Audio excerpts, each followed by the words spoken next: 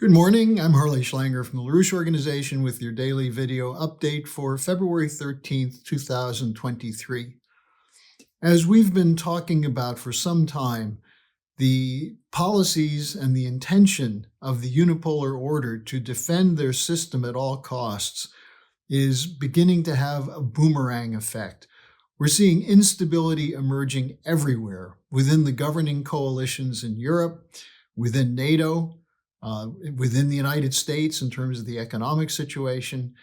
And as far as the war is concerned, the situation has been that the Ukrainian army is being ground up in a meat grinder operation from Russia even before the next Russian offensive begins. And we're seeing these splits have immediate effect. So I want to run through the background of this instability because the picture as a whole is one of what happens when you try to cover up for reality with hybrid warfare, with a narrative. Increasingly, the narrative is going to be challenged by the effects of reality. And that's what's happening. And you can talk about winning a war or Russia's military being weak or the unity of the West. But if that's not true, at a certain point, the cracks begin to appear. And we're at such a moment right now where we're beginning to see the cracks in the Western policy, the policy of the unipolar order emerging. And one aspect of this, one very important aspect, was the expose put out by Seymour Hersh, the prominent investigative journalist, who said in his most recent article that the United States was responsible for the explosions that destroyed the Nord Sea pipelines, the Nord Stream pipelines, and that this was ordered by Biden, directed by Sullivan, his national security advisor, carried out by CIA and Navy divers with support from Norway and Denmark. What Sergei Lavrov, the Russian foreign minister, said about this is that this is proof of the Washington intention to break apart Russia and Germany. That is, the fear that a German-Russian economic alliance threatens the power of the unipolar order. And so that's, in effect, what we see. And the fact that this is now exposed is extremely interesting. The fact that it's not being covered in the Western media, despite the authoritative position that Seymour Hersh has had for decades as an investigative journalist, shows how fearful they are of the story getting out. At the same time, let me just remind you, the Columbia Journalism Review has a very lengthy and detailed report from former New York Times reporter Jeff Gerth on the lies and fraud of the mainstream media coverage of Russiagate. So we're seeing the crumbling of the narrative, the failure of hybrid warfare, and sooner or later, this will filter down to the population. Sooner, if you take our reports and get them out. Now, let's just run through a couple of the situations country by country. The United Kingdom, the theatrics of the Zelensky trip to London. And keep in mind, Zelensky's trip was a defensive reaction to the problems they're having in Ukraine with the war. And Zelensky is given a hero's welcome, pledges of planes, of precision missiles, and so on. And then no sooner is he back in Kiev than the British say, well, we don't have enough jets. You can't get the Prince of Wales aircraft carrier out of dry dock. Tobias Ellwood, the chairman of the Defense Committee of the House of Commons, saying that we need British boots on the ground, but if they're there, they can't really be supplied for more than 2 weeks. The only thing the Brits have right now is cyber warfare and media manipulation. That may be enough to keep the Biden administration in line, but it's not going to win a war. And meanwhile, the economic effects of the British policy is having an enormous impact inside the country, as the normal citizens of the United Kingdom have no use for the Sunak government, which is falling way down in popularity. Then you look in Germany. The coalition government in Germany is in deep trouble. The results of the elections that took place in Berlin yesterday, the SPD is down to 18%. The SPD and the Greens each had 18%. The CDU had 28%. The FDP, the third coalition partner, fell below 5%. The reason for this is that Germany is in a profound economic crisis. It's being pushed through a transition to a deindustrialization policy that no one in Germany wants and is harmful to the country. And the commitment to provide arms from Germany puts Germany at the risk of a war with Russia. On top of that, you have the pathetic foreign minister of Germany, Baerbock, who said, we are at war with Russia.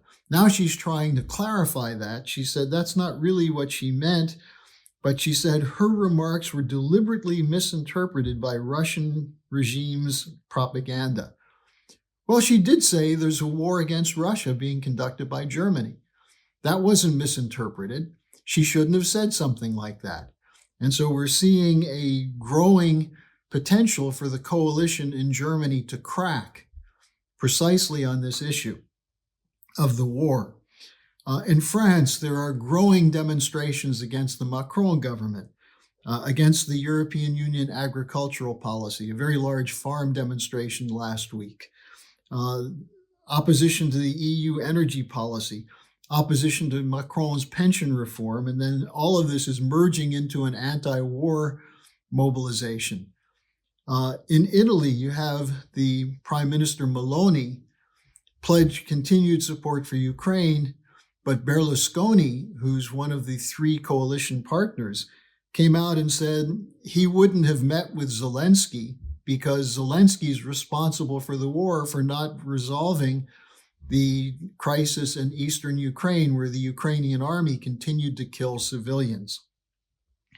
Inside Ukraine itself, you have the fight against corruption is minimally, we don't know exactly what's going on because some people are being repositioned. There have been arrests, there have been firings. But in the meantime, why is that happening? Well, Ukraine is slated to get hundreds of billions of dollars from Western taxpayers. And the idea that this is going to be flowing into the pockets of not just the military-industrial complex in the West, but also into corrupt Ukrainian officials is a cause of deep concern. So is this a real anti-corruption campaign or a cover-up? It certainly has the stench of being a cover-up. Now, let me just mention two other situations that are part of this global instability. The tragedy of the earthquake, which struck Turkey and also secondarily Syria. One of the things that is interesting in this is that the continuation of a sanctions policy against Syria, which is limiting the support for the people in Syria who are buried under rubble or are freezing in the cold, the continuation of the sanctions policy by the United States and NATO exposes the inhumane cruelty of this unipolar order. That in order to punish the Assad government for not submitting to regime change, they're terrorizing and destroying children. That's something which has profound implications going forward. And the United States is making what looks like a few gestures to restrict or to lift some of the sanctions, but the sanctions policy remains, not only against Syria, but against Afghanistan, against Libya, against Yemen, against Somalia, against other countries, against Russia. And the sanctions policy is part of a form of warfare and must be rejected. And then let me just bring up the situation inside Israel, where there are extremely large, boisterous demonstrations against the extremist authoritarian Netanyahu regime, which is conducting raids and killings of Palestinians. It's moving to take power away from the Supreme Court. Netanyahu is indicating that he may be providing more Israeli support for Ukraine and is also looking at the possibility of strikes against Iran, which have actually already occurred. This just adds to the overall instability. But what you see is that the Israeli regime is an outlaw. And if it weren't for the war in Ukraine, maybe there'd be more attention paid to the insanity of the internal policy that we're seeing inside Israel. Now, all of this comes before the potential to pull together a mobilization to stop the craziness, stop the war policy, stop the economic policy of bailing out the swindlers and restricting credit to the real economy. February 19th in the United States, in Washington, D.C., a major demonstration in which the Schiller Institute is taking part. February 25th, London demonstration and a Berlin demonstration. There are more demonstrations scheduled around the world. Now is the time for people who recognize the powerful impact of reality that's destroying the thin fabric of the narrative that's being churned out from London and Washington. Now is the time for people to take a stand, to join us. I'm going to be providing a release from Helga Zepp-LaRouche on the German situation after the Seymour Hersh report. There'll be more coming out from us, so keep your focus on the LaRoucheOrganization.com and the SchillerInstitute.com and mobilize for these upcoming demonstrations. Thanks for joining me today, and I'll be back tomorrow.